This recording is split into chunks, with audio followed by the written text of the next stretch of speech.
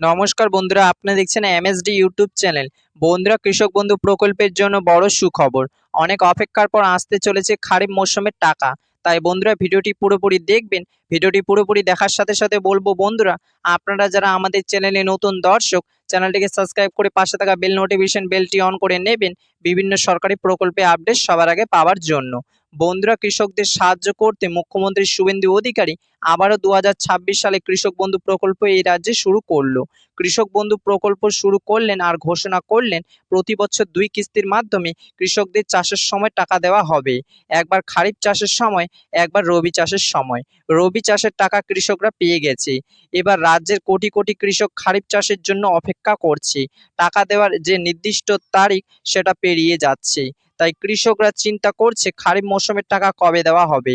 কৃষকদের জন্য সুখবর, কৃষক বন্ধু প্রকল্পে খারিফ মৌসুমের টাকা এই দিন দেওয়া হবে। তো সকল কৃষক পাবে না এই খারিফ মৌসুমের টাকা।